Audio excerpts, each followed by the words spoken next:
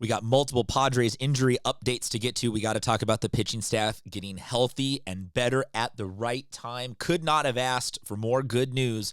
What's going on, everybody? Christian Pedersen back with another episode of Padres Digest. Thank you very much for tuning into the show. This is the part where I do the stereotypical YouTube thing of asking, could you hit the subscribe button? If not, no worries. We'll still be here talking baseball all year long. You saw Michael King there at the beginning. We got Michael King. We got Joe Musgrove, we got Darvish, we got Ryan Bergert. 4 Padres pitchers to talk about. It is nice to take a break from talking about negative and wanting to trade Cease and all of that to talk about actual positive. The first positive that I want to talk about, and it's an injury update, in that it's not an injury update, is Darvish. He had a successful MLB start, and I don't know about you, but I was waiting with bated breath for the bad news to inevitably come after that start, where we were getting messages from the Padres saying, oh, you've got to shut it back down.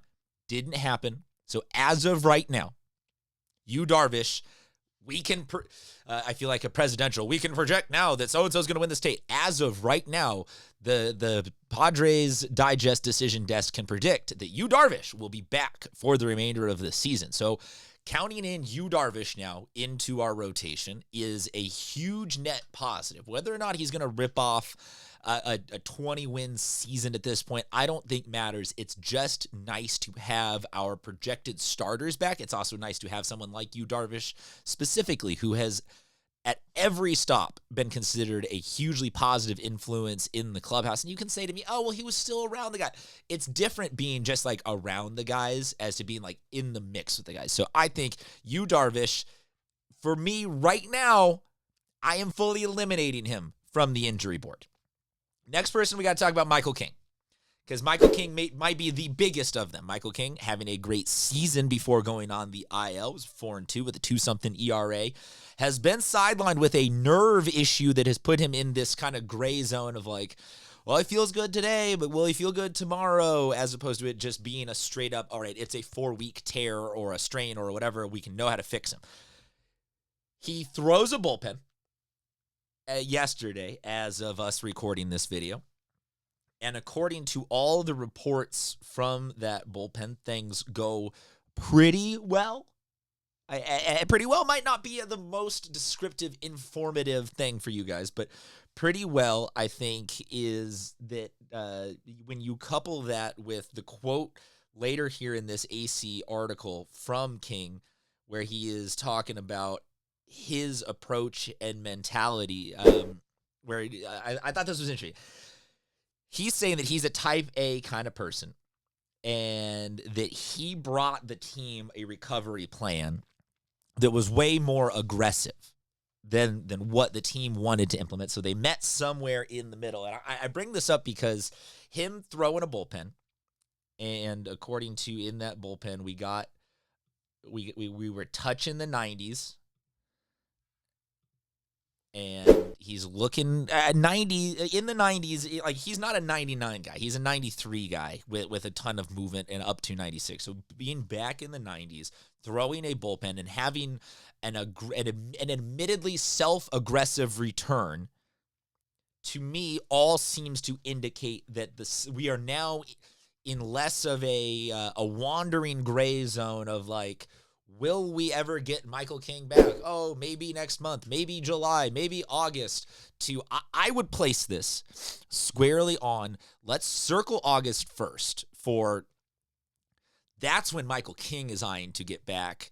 And let's hope that we can all unify on that. And whether or not it's actually the 1st versus the 5th, or, we got to kick him in at the right point in the rotation. I'm saying that not hearing anything bad 24 hours out from Michael King throwing this bullpen, combined with a Kevin Acee article coming out saying that King was really aggressively approaching wanting to get back this season on his recovery and rehab, to me, all kind of lines up that things are going well.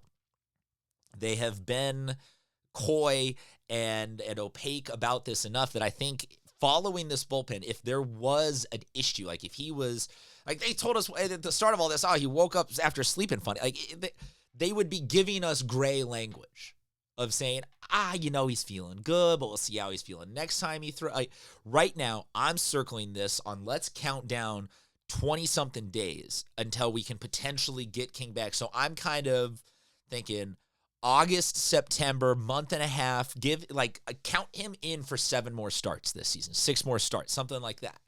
Him, Darvish, both on the positive side of things. Also on the positive side of things, at least for me, I genuinely like to see these coming back, and that's Ryan Bergert.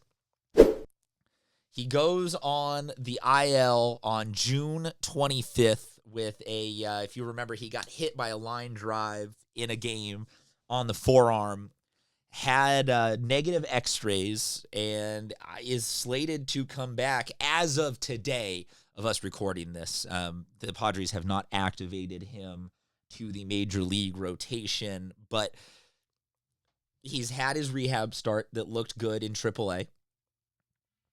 And I can say now that, let's circle for any day now, Bergert could become an active part of the conversation. But this is where I'm talking about. All these things are positives happening kind of in quick cascading succession at the same time. Darvish coming back. You're not going to question whether or not Darvish is going into the rotation. So Darvish coming back gives us Darvish.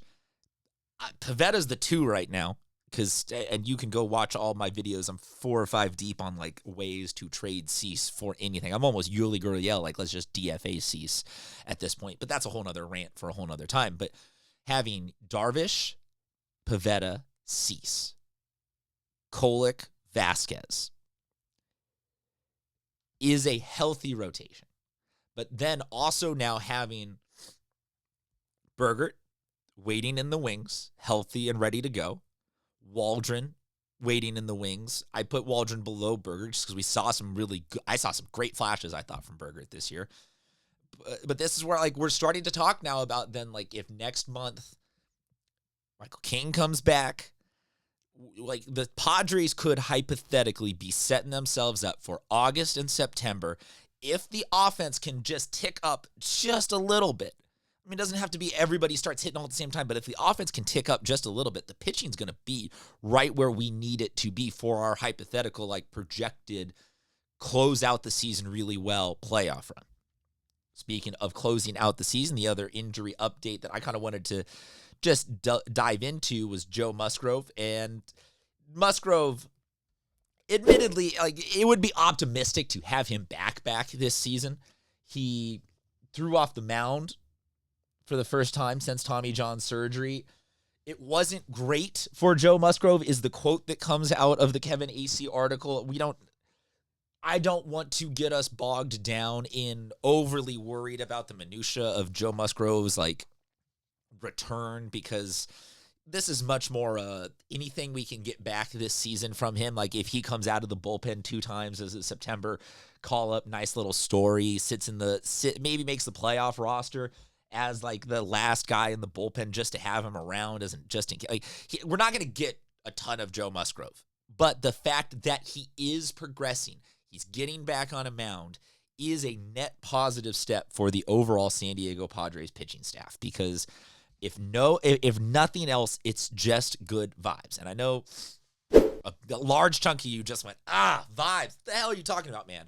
I'm talking about the fact that this season, the Padres have felt depleted, maybe. They felt like they're constantly playing catch-up. The Padres can take all the dubs that they can get right now, because you never know what it's going to be that ultimately kind of just sparks a clubhouse. And maybe Java Joe out there throwing again, Darvish back on the mound, maybe some of the old vibes are coming back to kind of just re-spark this clubhouse for a second half run right now. Let me know what you think. Drop in the comment below on any of these guys. Do you think King's coming back sooner or later? Do you think that Bergert should be back in the rotation right now, or do we leave him in AAA until we need him?